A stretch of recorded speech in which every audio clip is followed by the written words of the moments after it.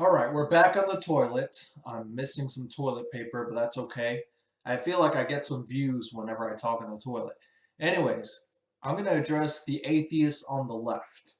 And I want to share this message with you because I got into an enlightening conversation with somebody. I started off a comment by saying regressive left, and this person who I thought was on the regressive left commented back and started cursing me out. And we got into those comment war and everything like that. And then we got into a productive conversation because he was basically saying, "Oh, you're trying to say all Muslims are like this." I said, "I'm glad that you clarified that because I'm not trying to say all Muslims, or I'm not trying to say all versions of Islam is one." And he responded to me like, "Really? I thought that's what your goal was." And I'm telling him, no.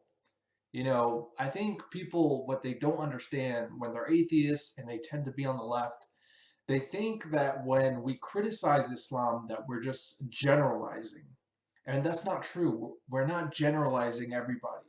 And I think atheists on the left, they tend to feel like they're being a racist or being a bigot or they're dehumanizing Muslims whenever they criticize them. And I'm trying to tell you that knowing more of your background and conversating with a lot of you, I can tell that you feel guilty. You feel guilty because, you grew up with this Christian culture and a lot of you are ex-Christians and you have criticized Christianity so much.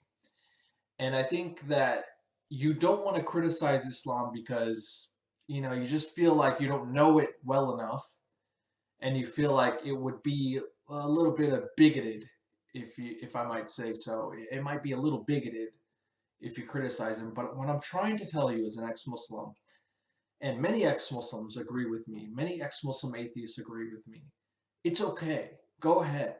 I mean, pull the trigger and criticize Islam because what you're doing is you're helping people. You're helping Muslims snap out of it. You're helping Muslims be enlightened.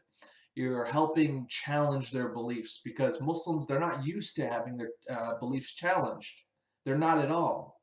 Unlike Christians, where Christians have to adapt to believing in evolution or they have to adapt metaphysically into their environment and everything like that. With Islam, it's very simple. It's Quran and Hadith, and it's very flatlined out. It's very flatlined in what they follow. Yes, some can argue there are universities and there are certain traditions, but it's very minute. It's very minute and it's not taken seriously in the Muslim world. It's not like the Christian world, where a lot of people on the left, like Reza Aslan, like to compare Christianity and Islam. It's not that in actuality. We have to realize that Islam is a lot more simple. It's a lot more basic than Christianity in reality, because most of the Muslim world are taking the text literally. And we have to enlighten them and tell them, no, you shouldn't take the text literally, or you should drop some of the text because it's not going to do you good in the long run. So I encourage you, I'm extending a friendly invitation to give you permission to criticize Islam and to challenge the beliefs and to question everything. And it doesn't make you a bigot, it doesn't make you a racist. So please do so. And don't feel guilty. Don't feel like you're siding with the Christians because, there are a lot of Christians that think they have the truth and then they criticize Islam. I understand that. But don't feel guilty about it. And, I wish you the best.